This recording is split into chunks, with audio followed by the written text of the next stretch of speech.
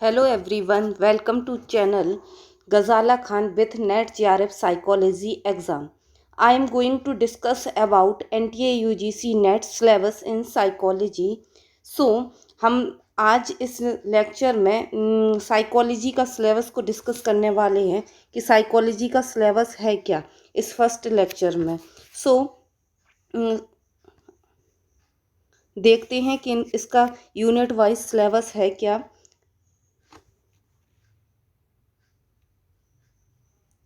सबसे पहले आता है, हम यूनिट 1 से स्टार्ट करते हैं। यूनिट 1 से स्टार्ट करते हैं कि हमारे सिलेबस में कितनी यूनिट है। तो टोटल यूनिट हमारे सिलेबस में कितना है, टोटल यूनिट जो है वो है 10 यूनिट है हमारे साइकोलॉजी के सिलेबस में। यूनिट 1 एंड यूनिट 10 जो है वो न्यू ऐड किया गया है, रिसेंटली ऐड की गई हुई है ये वाली 2 यूनिट जो कि पहले नहीं थी। और इसमें कई सारी चीज़ें जो हैं वो न्यू हैं, पूरी प्रॉपर न्यू तरीके से हैं, क्योंकि ये हम लोगों ने मास्टर्स में नहीं पढ़े हुए हैं। ओके, सो देखते हैं एक एक चीज़ और डिस्कस करते हैं कि क्या इम्पोर्टेंट है और क्या इम्पोर्टेंट नहीं है, किस चीज़ को हमें डीपली पढ़ना है, इन डेप्थ स्टडी करना है, और किस चीज़ को हमें थोड़ा ओवरव्यू लेके ही निकलना है। हम देखते हैं कि सबसे पहली यूनिट इमर्जेंस ऑफ साइकोलॉजी, इसके अंदर क्या क्या मेजर चीज़ें हैं जो इम्पोर्टेंट हैं। इसमें सबसे पहले ये है कि इन्होंने ईस्टर्न सिस्टम को इंक्लूड कर दिया है कि हमारे इंडिया में जो कॉन्सेप्ट हैं वो एज अ साइकोलॉजी किस तरह से अप्लाई थे उस टाइम पे, जैसे कि भगवत गीता, ये इम्पोर्टेंट है, एंड बुद्धिज्म, सूफिज्म। ये 3 कॉन्सेप्ट जो है, भगवत गीता हो गया, बुद्धिज्म, सूफिज्म, ये बहुत बहुत ज़्यादा इम्पोर्टेंट है। एंड इंटीग्रल योगा ये थोड़ा कम इम्पोर्टेंट है, बट एक आधा क्वेश्चन इससे आ जाता है। And academic psychology in India, pre independence and post independence era. इसका क्या मतलब है कि इसका ये है कि जब हमारी इंडिया में साइकोलॉजी आया तब क्या पोजीशन थी, क्या क्या चीज़ें हुई, कौन से रिसर्च पेपर हुई, उसकी क्रोनोलॉजी क्या थी, वो सारी चीज़ों वो जितनी भी चीज़ें ये हैं, ये एकेडमिक साइकोलॉजी इन इंडिया के अंदर आ जाती हैं। इससे भी एक आधा ही क्वेश्चन बना है, इससे ज़्यादा नहीं बना, और वो भी सीक्वेंस में बना है कि यूनिवर्सिटी कब इस्टेब्लिश हुई, इंडिया के अंदर यूनिवर्सिटी कब इस्टेब्लिश हुई, कलकत्ता में हुई, मद्रास में हुई, और इनके बीच में जनरल कब इस्टेब्लिश हुए, विथ सन। ये वाला क्वेश्चन इससे बन जाता है। देन इसके बाद हम देखते हैं इंडिजेनाइजेशंस, इससे एक आध क्वेश्चन आया है, इससे ज़्यादा नहीं आया इसमें। एंड इसके बाद देखें तो वेस्टर्न हेरिटेज, इसमें फर्स्ट पार्ट, अगर इसे हम 3 पार्ट में डिवाइड है, फर्स्ट 2 एंड 3 पार्ट्स में ये डिवाइडेड। एंड वेस्टर्न हेरिटेज के अंदर क्या आ जाता है, इसमें आ जाता है structuralism, functionalism, psycho analytical, gestalt, behaviourism, humanistic. ये स्कूल्स हैं कि स्कूल्स उस टाइम पे क्या थे, वेस्टर्न ग्रीक में जैसे कि स्ट्रक्चरलिज्म, इसमें बुंट जो है वो बहुत ज़्यादा इंपॉर्टेंट है, बुंट प्लस इसमें टिचनर। इनके अंदर भी कई सारे ऐसे फिलोसफर्स या साइकोलॉजिस्ट रहे हैं जो कि बहुत ही ज़्यादा इम्पोर्टेंट है, और ये इससे क्वेश्चंस भी बनते हैं। और ये वाली जो चीज़ें हैं ये बेसिक हैं, और इसके साथ ही आने वाली यूनिट इससे इंटर रिलेटेड होगी कि स्ट्रक्चरलिज्म, फंक्शनलिज्म, साइको एनालिटिकल, जैसे कि फ्रॉइड आ जाते हैं इसमें, गेस्टाल्ट इसमें ये परसेप्शंस में आता है, बिहेवियरिज्म ये लर्निंग में आता है, ह्यूमनिस्टिक ये पर्सनालिटी की थ्योरी भी है, साथ ही साथ ये थेरेपी में भी आते हैं। ये हमारा जो भी सिलेबस है ये है तो लेंदी, बट इनसे जो भी कॉन्सेप्ट हैं वो इंटर रिलेटेड है कि यूनिट 1 में ये चीज़ें हैं, देन दूसरी यूनिट में ये कनेक्ट हो जाती हैं। इतना ज़्यादा डरना नहीं है कि इतनी ज़्यादा यूनिट है कैसे कवर होगा, क्योंकि हमारा जो सिलेबस है वो इंटर रिलेटेड है। ओके, देन इसके बाद आ जाता है एग्जिस्टेंशियल। ये बहुत ही ज़्यादा इंपॉर्टेंट है, ये वाली चीज़ें, स्ट्रक्चरलिज्म, फंक्शनलिज्म, गेस्टाल्ट हो गया, बिहेवियरिज्म, ह्यूमनिस्टिक्स, कॉग्निटिव रेजोल्यूशंस। सो ये चीज़ें जो हैं वो इम्पोर्टेंट है। एंड डेथले जो है ये, जैसे कि ये दिया गया है वुंट, जो स्ट्रक्चरलिज्म के अंदर आएगा, फ्रॉइड जो साइको एनालिटिकल के अंदर आएगा, जेम्स। सो ये फिलोसफर्स जो हैं वो इम्पोर्टेंट हैं और इनके नाम भी दिए गए हैं। डेथले से एक आधा क्वेश्चन आया है अभी तक, इससे ज़्यादा नहीं आया है। देन इसके बाद इसके तीसरी पार्ट की ओर अगर हम देखें, सो इसमें आ जाता है, इसमें इसेंशियल एस्पेक्ट ऑफ नॉलेज, कि हमें नॉलेज पैराडाइम, कि पहले के टाइम में किस तरह से नॉलेज हमें गेन होती थी। सो उसकी ऑन्टोलॉजी क्या थी, एपिस्टोमोलॉजी क्या थी, एंड मैथोलॉजी क्या थी।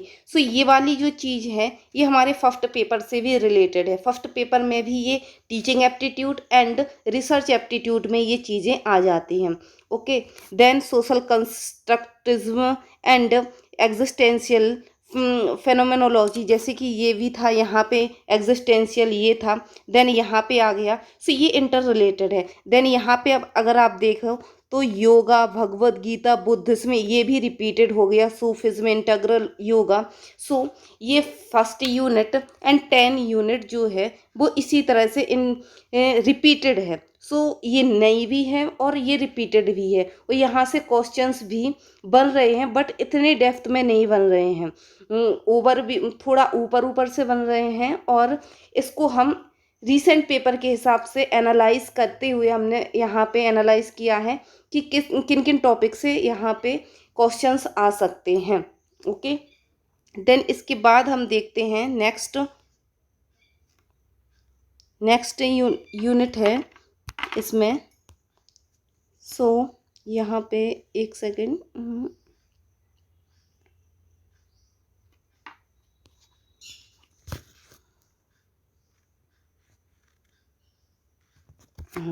सॉरी, हाँ ये है टॉपिक। सो इसको जूम करके ज़्यादा क्लियर दिखेगा। देन सेकेंड यूनिट आ जाती है इसमें, रिसर्च मैथोलॉजी एंड स्टैटिक्स। ये हमारा फर्स्ट पेपर से भी रिलेटेड है कि रिसर्च एप्टीट्यूड। सो ये रिसर्च एप्टीट्यूड के फर्स्ट पेपर से भी रिलेटेड है। जैसे कि इसमें अगर हम साइकोलॉजी में देखें तो रिसर्च क्या है, उसकी मीन क्या है, पर्पस क्या है, क्यों हम रिसर्च करते हैं, किन किन डायमेंशंस पे हम रिसर्च कर सकते हैं, प्रॉब्लम हम कैसे लें, और वेरिएबल में हम रिलेशन कैसे फाइंड आउट करें। सो ये सारी चीज़ें हमारे रिसर्च में आ जाती हैं, और बेसिक रिसर्च ही है ये। हाइपोथेसिस कैसे हम बनाएं, sample, non probability and probability sampling. So ये हमारी बेसिक रिसर्च है, जो कि हमारे फर्स्ट पेपर में भी आएगी, फर्स्ट पेपर में भी आएगी, देन सेकंड में भी आएगी। और सबसे ज़्यादा अगर रिसेंट पेपर के ऑब्जर्वेशन के हिसाब से देखें तो साइकोलॉजी में एथिक्स बहुत ही ज़्यादा इंपॉर्टेंट है। वेरी वेरी इंपॉर्टेंट हो गया ये रिसर्च वाला कॉन्सेप्ट, क्योंकि ये ज़्यादा रिपीट हो रही है। थोड़ा सा ही है रिसर्च, बहुत ही रिसर्च नहीं, एथिक्स 1-2 पेज में ही कंप्लीट हो जाता है, और यहाँ पे सिंपल भी रहता है, इतना ज़्यादा समझने में दिक्कत नहीं आती। सो ये बहुत ही ज़्यादा इम्पोर्टेंट हो जाता है। देन इसके बाद इसके नीचे वाले पोर्शन की ध्यान दें तो यहाँ पे देखें, सो इसमें आ जाता है पैराडाइम ऑफ रिसर्च, मींस यहाँ पे रिसर्च के टाइप आ जाएंगी कि किस किस टाइप की रिसर्च होती है। जैसे कि क्वांटिटेटिव हो गया, qualitative and mix method. Mix में ये दोनों मिक्स होके हम इसे यूज़ करते हैं। देन इंटरव्यू, सर्वे मेथड में कौन कौन सी चीज़ें यूज़ होती हैं, तो इंटरव्यू, क्वेश्चनायर के बेस पे हम डाटा को लेते हैं। Then experimental, very very important, इससे क्वेश्चंस बनते हैं, experimental, quasi experimental. Then field studies, focus group पे बहुत ज़्यादा क्वेश्चन आए हैं पिछले पेपर्स के हिसाब से, एंड ग्राउंडेड थ्योरी पे भी क्वेश्चंस बने हैं। सो ये फर्स्ट पेपर में जो है ये ओवरव्यू में हम लोग देख लेते हैं सिर्फ कि टाइप क्या क्या है रिसर्च के। बट साइकोलॉजी में क्या है कि साइकोलॉजी में थोड़ा देखना पड़ता है, थोड़ा डीपली देखना पड़ता है, क्योंकि इसकी ग्राउंडेड थ्योरी के भी अंदर कई सारी चीज़ें हैं, कुछ सब पार्ट में है, फोकस ग्रुप के भी अंदर हैं। सो इसे हम डिटेल में पढ़ेंगे आने वाले लेक्चर्स में। देन इसके बाद हम देखें तो स्टैटिक्स इन साइकोलॉजी, अब साइकोलॉजी में स्टैटिक्स के कौन कौन सी चीज़ें हैं, तो measure of central tendencies and dispersion. तो ये यहाँ से क्या था कि पहले क्वेश्चंस नहीं बनते थे बट अब बन रहे हैं। Central tendency mean median mode हो गया एंड डिस्पर्जन रेंज वगैरह। सो ये अब रिसेंट ट्रेंड में आने लगे हैं। And normal probability curve NPC जिसे हम कहते हैं NPC।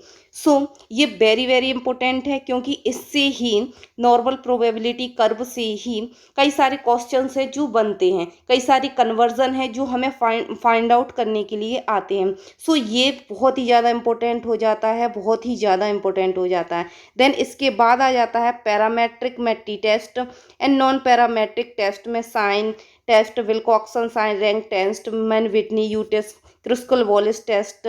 सो ये वाली जो टेस्ट है पैरामेट्रिक एंड नॉन पैरामेट्रिक, ये भी इम्पोर्टेंट है क्योंकि ये सारी चीज़ें जो है हमारे रिसर्च के पैराग्राफ में पूछे जाते हैं। स्टैट्स का जो पैराग्राफ आता है उनमें ये वाले टेस्ट पूछे जाते हैं।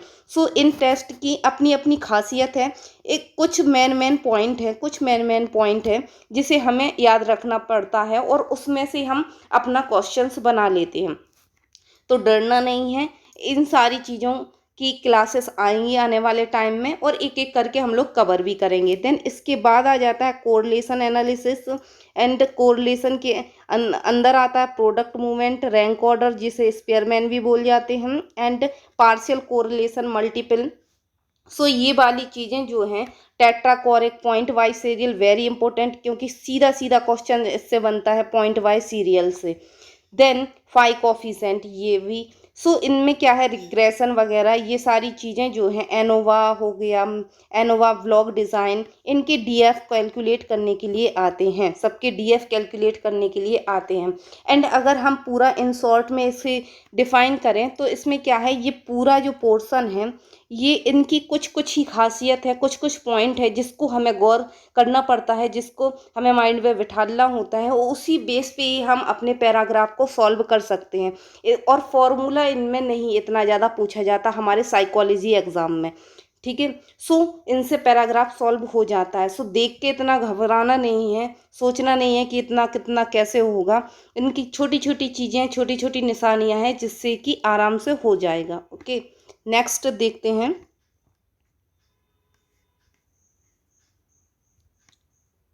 तीसरी यूनिट आ जाती है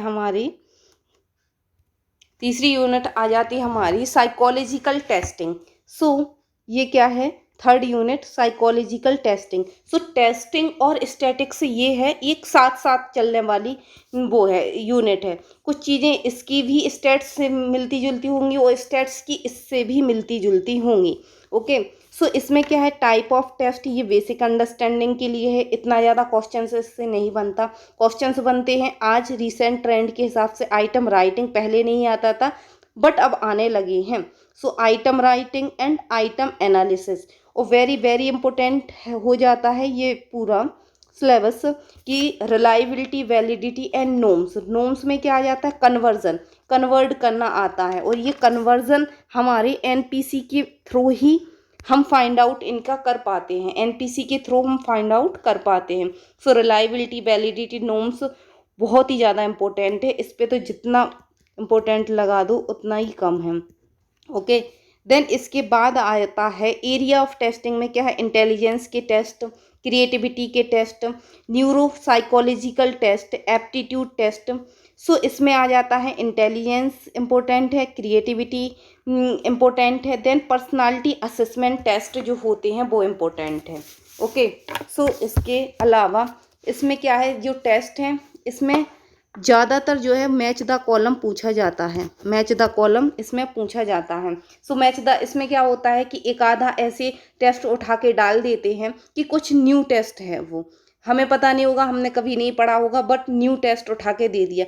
बट उस मैचिंग में से क्या करते हैं वो ऑप्शंस को बहुत ही ईजी रखते हैं, कोई ईजी सा ऑप्शंस रख देते हैं जिससे हमारा क्वेश्चन ईजिली क्या हो जाता है बन जाता है। ओके, देन इसके बाद आता है attitude scale.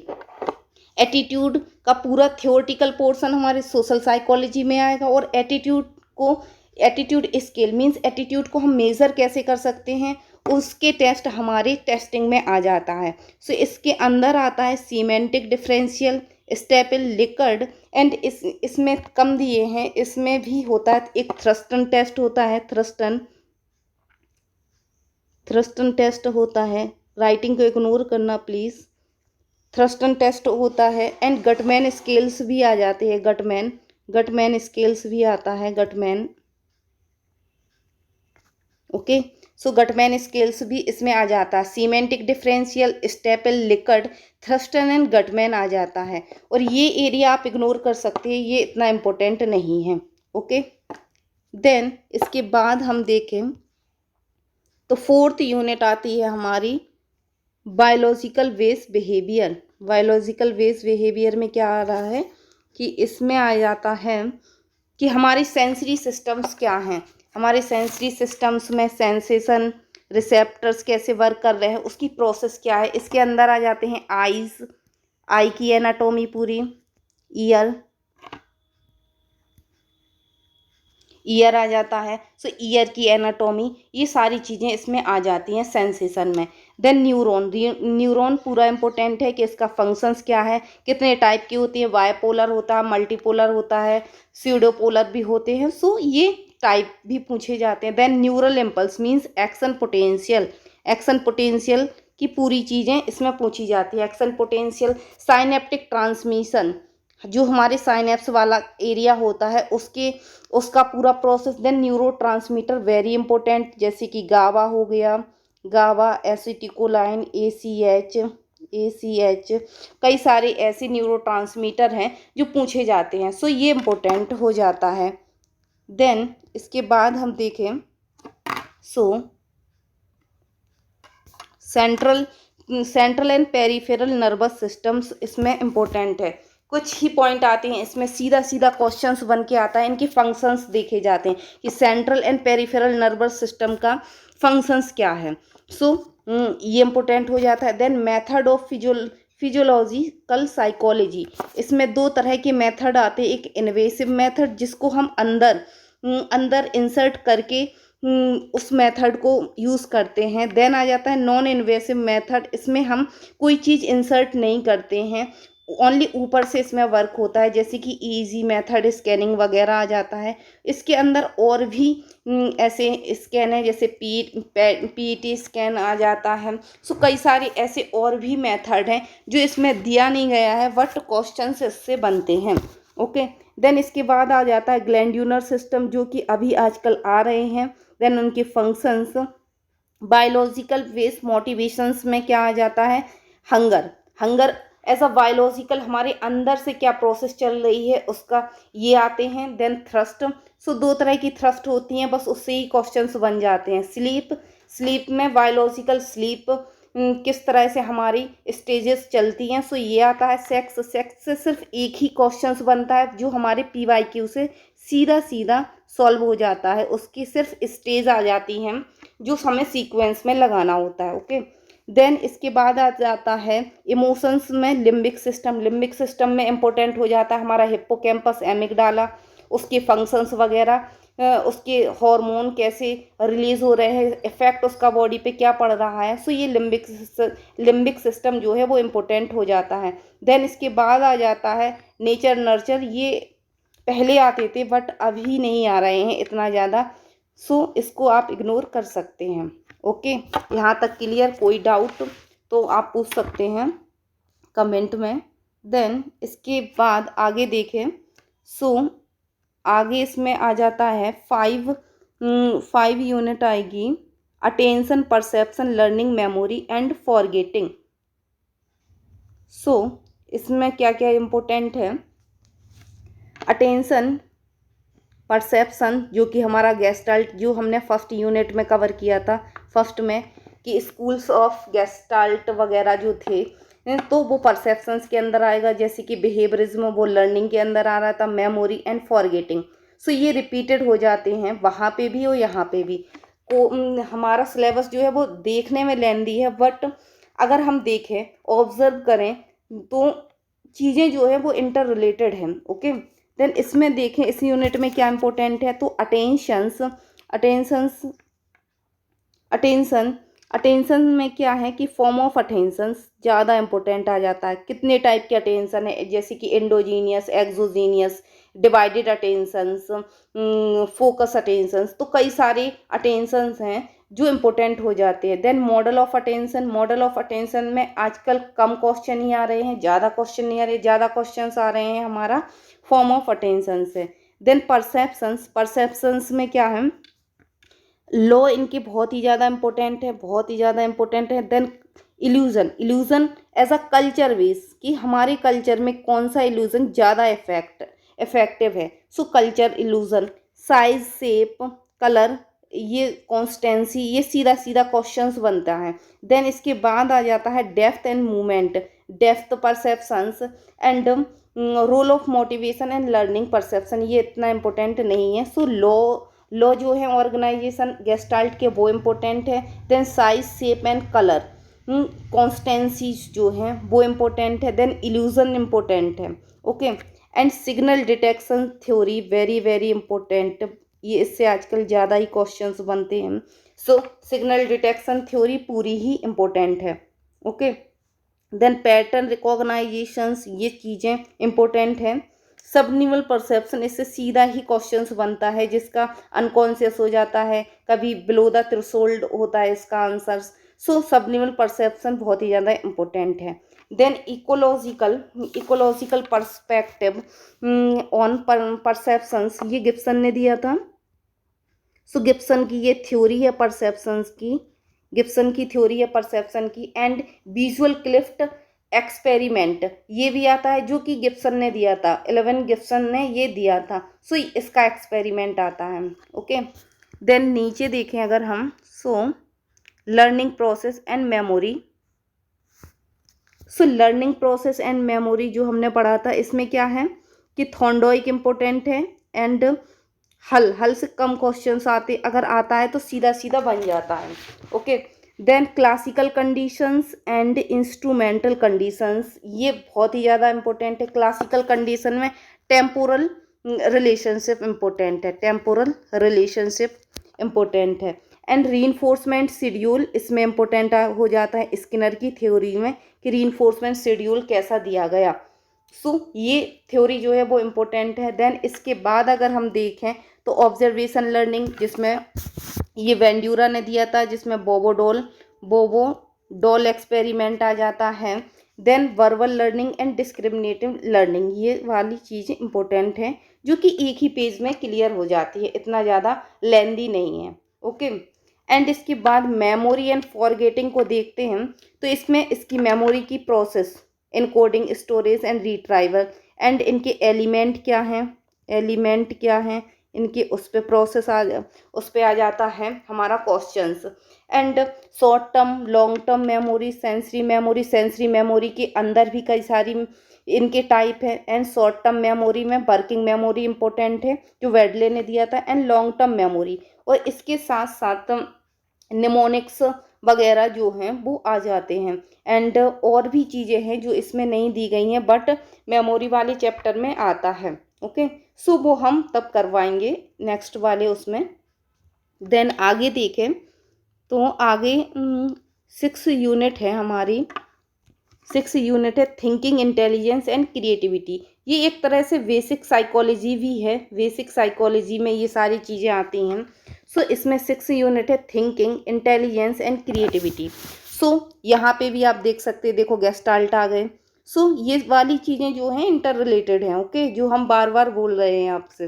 Then information processing, feature integration models, इनमें कई सारे मॉडल्स आएंगे इसके। और सबसे ज़्यादा इम्पोर्टेंट हो जाता है इसमें क्या, लैंग्वेज एंड थॉट, इसमें ये बहुत ही कम में दिया है बट इसमें कई सारी चीज़ें आती हैं, इसमें कई सारी चीज़ें आ जाती हैं लैंग्वेज एंड थॉट में, कि लैंग्वेज की एलिमेंट क्या है, लेवल क्या है, एलिमेंट क्या है, एलिमेंट क्या है, एंड लेवल क्या क्या है, लेवल क्या क्या है। देन हाइपोथेसिस, जो अकॉर्डिंग टू जीन पियाजे के according hypothesis language and thought की क्या है, एंड वाइगॉफ्स्की के अकॉर्डिंग क्या है। सो लैंग्वेज का पोर्शन इसमें बहुत कम दिया गया है, बट इसके मटेरियल से बहुत ज़्यादा क्वेश्चंस आते हैं और डायरेक्ट क्वेश्चंस ही बनते हैं। ओके, देन इसके बाद आ जाता है प्रॉब्लम सॉल्विंग। प्रॉब्लम सॉल्विंग में क्या है, इसमें ऑब्स्टिकल के प्रॉब्लम को सॉल्व करने में कौन कौन सी बाधाएं आ रही हैं, उसको सॉल्व करने में हम कौन कौन सी स्ट्रेटजी लगा सकते हैं। देन इसमें इम्पोर्टेंट हो जाता है ह्यूरिस्टिक्स।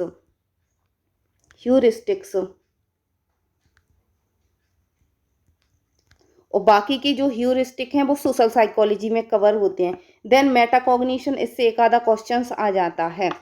देन इसके बाद अगर हम देखें इंटेलिजेंस वाले पोर्शंस को, इंटेलिजेंस में सारी थ्योरी हैं जो कि वेरी वेरी इम्पोर्टेंट है, बहुत ज़्यादा इम्पोर्टेंट है। और ये वाली थ्योरी एक एक पेज की ही हैं, ज़्यादा नहीं है, टू द पॉइंट इससे आती हैं चीज़ें, बट ये इम्पोर्टेंट बहुत ज़्यादा है। जैसे कि थ्रस्टन का थ्योरी हो गया, स्पीयरमैन थ्योरी, जेनसन्स थ्योरी, और भी हैं जो थ्योरी आती हैं, इसमें नहीं दिया गया है। देन सबसे ज़्यादा इम्पोर्टेंट क्या है, relationship between intelligence and creativity. Threshold वाला जो क्वेश्चन आता है वो यहीं से बनता है। सो ये एक पेज का ही है और इससे सीधे सीधे नंबर मिलते हैं। ओके, देन इसके बाद सेवेंथ यूनिट हम देखें। इसमें ये वाला आ जाता है हमारा पर्सनालिटी चैप्टर्स। इसमें क्या है, personality, motivations, emotions and stress and coping. Means इसमें क्या आ जाता है कि डायमेंशन ऑफ पर्सनालिटी। इसमें फ्रॉइड आ जाएंगे, साइको एनालिटिकल न्यू फ्रॉइडियन आ जाएंगे। देन सोशल लर्निंग, जो कि हमारे वोवडल एक्सपेरिमेंट भी सोशल लर्निंग में, और भी चीज़ें हैं जो आ जाएंगी। ह्यूमनिस्टिक, इसमें मास्लो आ जाएंगे, इसमें रोलो में आ जाएंगे, एग्जिस्टेंशियल। ये सारी हमारी थ्योरी हैं पर्सनालिटी की। इसमें ट्रेट एंड टाइप में आ जाएंगे, ऑलपोर्ट, कैटल। ये सारी थ्योरी हैं जो कि थोड़ा लेंदी भी हैं यहाँ पे, बट और इससे क्वेश्चन हर बार ही आता है। ओके, देन इसके बाद अदर थ्योरीज में देखें तो रोटर का लोकस ऑफ कंट्रोल, इससे थ्योरी नहीं आती, डायरेक्ट आता है। मैच द कॉलम में जैसे आ जाता है कि लोकस ऑफ कंट्रोल किसने दिया, तो सामने होगा रोटर। देन इसी तरह से सेलिंगमैन का एक्सप्लेनेटरी स्टाइल। ये दोनों चीज़ें जो हैं सीधा डायरेक्ट पूछी जाती हैं, मैच द कॉलम में ज़्यादा से ज़्यादा ये आती हैं। देन इसके बाद कोहबर्ग का मोरल डेवलपमेंट मॉडल, ये इम्पोर्टेंट है, ये हर बार आ रहे हैं इससे क्वेश्चन, ये इम्पोर्टेंट हो जाती है। ओके, देन मोटिवेशनल वाले इसमें देखें तो इसमें मोटिवेशन का सीधा सीधा प्रोसेस दिया गया है। इंसेंटिव, नीड क्या है, ड्राइव किस तरह से हमारी मोटिवेशन काम करती है, किस तरह से हम अराउज होते हैं, कोई अगर हमें इंसेंटिव या इनाम दे रहा है तब हमारा मोटिवेशन कैसे चलता है। देन मोटिवेशन साइकिल्स कैसे पूरा होता है, ऐसा तो है नहीं कि हम हमेशा ही मोटिवेट होते हैं, कभी तो ये मोटिवेशन का प्रोसेस, तो वो पूरा प्रोसेस कि हम जब मोटिवेट होते हैं हम सेटिस्फाइड भी होते हैं। ये प्रोसेस है, पूरा एक साइकिल है जो कि एक सीक्वेंस में ही चलता है। ओके, देन इसके बाद आता है इथोलॉजिकल एसआर एंड मैकेनिस्टिक, जो इसमें नहीं दिया गया है, वो बहुत ही ज़्यादा इम्पोर्टेंट है हमारा मोटिवेशनल में। और इसके अंदर भी कई सारी थ्योरी हैं, जैसे कि जुकरमैन की थ्योरी, ये इम्पोर्टेंट हो जाती है। अचीवमेंट, एफिलेटेड एंड पावर, ये भी इम्पोर्टेंट हैं। फ्लो से क्वेश्चंस आ रहे हैं। देन इसके अलावा भी कई सारी ऐसी मोटिवेशंस की थ्योरी हैं जो 1 पेज की हैं, छोटी हैं, इतना डीप नहीं जाना, और वो इम्पोर्टेंट भी हैं। आगे वाले लेक्चर में जब हम डिटेल में पढ़ाएंगे 1 बाई 1 यूनिट, तब हम उसमें कवर करेंगे। और इसके आगे अगर हम देखें इसके नीचे वाले पोर्शंस पे ध्यान दें तो ये इमोशंस वाला है कि इमोशंस में भी थ्योरी है। सबसे ज़्यादा इम्पोर्टेंट जेम्स लैक, जो हर बार आ जाती है, एंड सैचरन सिंगर जी, ये दोनों थ्योरी बहुत ही ज़्यादा बार आती हैं। और ये हम एक चार्ट से ही कवर कर लेंगे, एक पेज का एक चार्ट है, उससे ये थ्योरी कवर हो जाएंगी, कभी नहीं भूलोगे। देन इसके बाद आ जाता है conflict and source and type, stress, coping strategies, ये सारी चीज़ें आती हैं। टाइप ABC, ABC पर्सनालिटी, ये पर्सनालिटी के टाइप हैं। जब कॉन्फ्लिक्ट हो रहा है, देन स्ट्रेस हो रहा है, सो उसकी स्ट्रेटजीज भी आएंगी, जैसे कि बायो फीडबैक हो गया, म्यूज़िक थेरेपी हो गई, ब्रीदिंग हो गया, मेडिटेशन हो गया, so relaxation and muscular relaxation होगा, योगा हो गया। सो ये सारी चीज़ें जो हैं ये हमारे थेरेपी वाले पोर्शन को भी कवर करती हैं, थेरेपी वाले पोर्शंस को भी ये कवर करती हैं। देन यहाँ पे भी ये आती हैं। सो यहाँ पे भी रिपीटेड हो गया हमारा सिलेबस। देख रहे हैं आप कितना ज़्यादा रिपीटेड सिलेबस है। देखने में ये लेंदी लगता है, बट अगर देखो, ऑब्जर्व करो, तो बहुत सारी चीज़ें जो हैं वो इंटरकनेक्टेड हैं। देन इसके बाद देखें 8वीं यूनिट में आ जाते हैं। सो ये आ जाता है social psychology, very very important. Then ये पूरी की पूरी जो है वो इम्पोर्टेंट है। ओके, पूरा ही ये इम्पोर्टेंट है। और इससे आजकल पैराग्राफ भी बनने लगे हैं। पहले स्टेट से पैराग्राफ आते थे, टेस्टिंग से पैराग्राफ आते थे, बट रीसेंट 1-2 साल के अकॉर्डिंग अगर पेपर का ऑब्जर्वेशन देखें तो ये सोशल साइकोलॉजी के जो एक्सपेरिमेंट किए गए हैं उससे पैराग्राफ ये लोग देने लगे हैं। सो ये वाली यूनिट में ऐसा कुछ नहीं जिसमें हम बताएं कि ये कम इम्पोर्टेंट है, ये ज़्यादा है, ये पूरा का पूरा ही इम्पोर्टेंट है। सो जब हम स्टार्ट करेंगे तो इसी यूनिट से ही स्टार्ट करेंगे, और ये हम मास्टर्स से पढ़ते आते हैं। ये वाली यूनिट ऐसा लगता है पढ़ने से कि हाँ हमें सब समझ आ गया, बट जब क्वेश्चंस आते हैं नेट में तब घूम जाती, क्योंकि वो डायरेक्ट क्वेश्चंस नहीं देते हैं। ओके, सो इसमें अगर हम थोड़ा सा एनालिसिस करें तो इसमें क्या है, फील्ड थ्योरी आ जाएगी, कर्ट लुईन की जो फील्ड थ्योरी है, इसमें कॉन्फ्लिक्ट भी है। देन कॉग्निटिव डिसोनेंस आ जाता है, social cognition very important. Then attributions important है, pro social behaviour very very important. इसका सीक्वेंस आता है कि प्रो सोशल बिहेवियर जब हम दिखाते हैं तो किस सीक्वेंस से होकर गुजरते हैं। Then social facilitation and social loafing, कि जब हम ग्रुप में रहते हैं या फिर हमें कोई देखता है तब हमारी परफॉर्मेंस कितनी ज़्यादा इंक्रीज़ हो जाती है। देन ये सोशल लोफिंग, कि हम जब एक ग्रुप में काम करते हैं तो हम कितनी लापरवाही से करते हैं, और वही काम अगर हम इंडिविजुअली करें तो उसमें हमारा नाम भी होना है। सो हम उसे बहुत ही क्लोज, बहुत ही दिमाग लगा के करते हैं। सो ये वाली चीज़ें जो हैं वो इम्पोर्टेंट हो जाती हैं। देन एग्रेशन, हमारा सोशल ग्रुप कैसा है, सोशल में हमारा इन्वायरमेंट कैसा है। सो एग्रेशन किस तरह से होता है, किस तरह से हम एग्रेशन को दिखाते हैं। साथ ही साथ ग्रुप में हम लीडरशिप स्टाइल को भी देखते हैं, और कई सारी इसमें थ्योरी भी आ जाती हैं जो भी एक एक पेज में ही क्लियर हो जाएंगी। सो ये बहुत ही ज़्यादा इम्पोर्टेंट यूनिट है और इससे ही हम स्टार्ट करेंगे।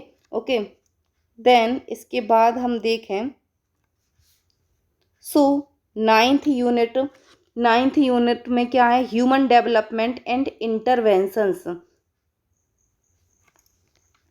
Human development and intervention. So इसमें क्या जाता है, ह्यूमन का डेवलपमेंट, बॉम से लेके टॉम तक, बॉम से लेके टॉम तक, मीन्स कि हमारा मृत्यु तक, डेथ तक क्या क्या डेवलपमेंट होता है, किस चीज़ से होके हम गुजरते हैं, कौन कौन सी चेंजेस हमारी बॉडी में आते हैं, हमारे मेंटली फॉर्म में आते हैं, हमारी मैच्योरिटी में आते हैं। सो सारी चीज़ें हमारा इसमें कवर हो जाता है। सो डेवलपमेंटल प्रोसेस क्या क्या है। देन उसके बाद फैक्टर इन डेवलपमेंट, कौन कौन सी ऐसे फैक्टर हैं जो डेवलपमेंट को अफेक्ट करते हैं। प्रिंसिपल्स, इसमें सेफलोकैडल प्रिंसिपल्स, ये कुछ प्रिंसिपल्स हैं जो आ जाते हैं। देन स्टेज आ जाता है हमारा डेवलपमेंट का, जैसे एम्ब्रोनिक डेवलपमेंट आ जाता है। सो इस तरह से ये डेवलपमेंट आ जाता है। देन इसकी थ्योरी आएगी, डेवलपमेंट की थ्योरी आ जाती हैं, उसमें प्याजे एंड वाइगोफ्स्की बहुत ही ज़्यादा इम्पोर्टेंट है। प्याजे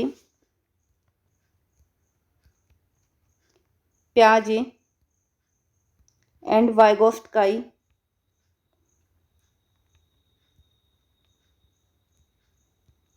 प्लीज़ इसको इग्नोर करना, वाइगोफ्स्की राइटिंग को इग्नोर करना, क्योंकि न्यू है, अभी हैबिट नहीं है। ओके, सो इसमें देखें तो सबसे ज़्यादा इम्पोर्टेंट ये दो थ्योरी हैं, साथ ही साथ ये दो थ्योरी हैं, और इसके साथ साथ वॉल्वी एंड वॉल्वी अटैचमेंट थ्योरी कई सारी थ्योरी और भी हैं जो एक एक पेज में ही कवर अप हो जाएंगी। सो ये इम्पोर्टेंट हो जाता है। देन इसके बाद हम साइकोथेरेपी पे आएँ। सो यहाँ पे साइकोथेरेपी ये पूरी दी गई हैं। देन वहाँ पे स्ट्रेस कोपिंग स्ट्रेटजी। सो ये दोनों इंटर रिलेटेड हैं एक दूसरे से, दोनों एक दूसरे की जगह इंटरचेंजली यूज़ किए जाते हैं according to situations and conditions. Okay, so इसमें क्या है, साइको एनालिसिस की थेरेपी जो फ्रॉइड ने हमारे दिए हैं, फ्री एसोसिएशंस वगैरह, ये वाली टेक्निक जो है, फ्री एसोसिएशन हो गया, ड्रीम इंटरप्रिटेशन, सो ये इसमें आ जाता है। पर्सन सेंटर्ड थेरेपी गेस्टाल्ट में आ जाएगा। देन एग्जिस्टेंशियल के अपने एग्जिस्टेंस को सर्च करो, अपने चीज़ों को सर्च करो। देन आ जाता है बिहेवियरल थेरेपी के अंदर कई सारी, जैसे कि 9 से 10 थेरेपी हैं वो आ जाती हैं। REBT, CBT, MBBT ये ज़्यादा इम्पोर्टेंट है। देन इसके अलावा आ जाता है ट्रांसैक्शनल एनालिसिस, ये रिसेंट में आए हुए हैं। देन इसके बाद ये जो थेरेपी है नीचे की, ये बहुत ही कम आते हैं, बहुत ही ज़्यादा कम, ये अभी तक इससे आए नहीं। अगर आए हैं तो सिर्फ मैच द कॉलम में एक आधा ही क्वेश्चंस बनाए। सो जो जितनी ये ऊपर की हैं ये बहुत ही ज़्यादा इम्पोर्टेंट है। देन इसके बाद हम देखते हैं 10th यूनिट जो कि न्यू यूनिट है। सो इसमें देखें तो unit 1 as well as unit 10 ये रिसेंटली ऐड भी हुई हैं और ये न्यू यूनिट है, इसको किसी ने या किसी कॉलेज में नहीं पढ़ाया गया।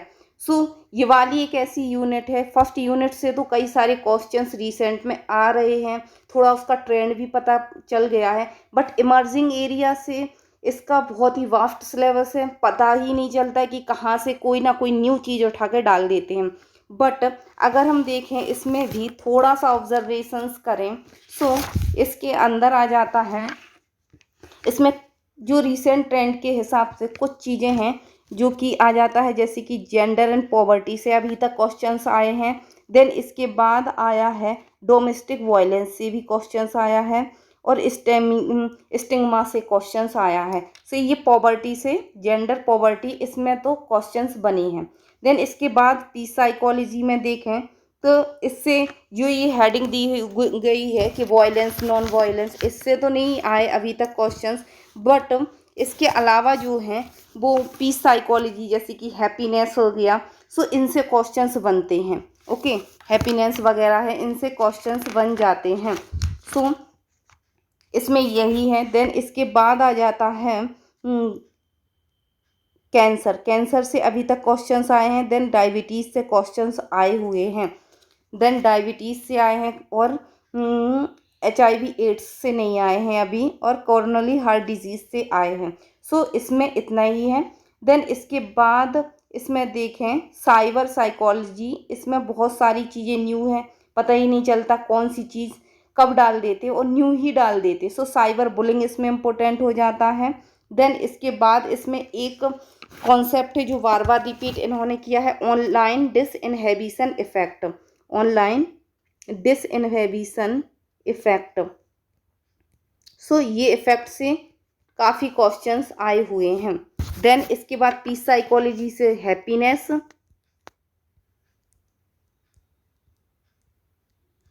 Happiness and forgiveness, forgiveness, forgiveness से क्वेश्चंस बने हैं। ओके, सो यहाँ तक हमारा सिलेबस जो है वो होता है। पूरा एनालिसिस हम लोगों ने कर लिया है कि कौन कौन सी चीज़ें हैं जो इम्पोर्टेंट हैं और कौन कौन सी है जो कम इम्पोर्टेंट है, किस पे हमें ध्यान देना है और किस पे हमें कम ध्यान देना है। यूनिट 1 एंड यूनिट 10 जो है वो न्यू ऐड हुई हैं। सो इनसे किस तरह से स्ट्रेटजी फॉलो करें कि इसका सिलेबस कवर अप हो।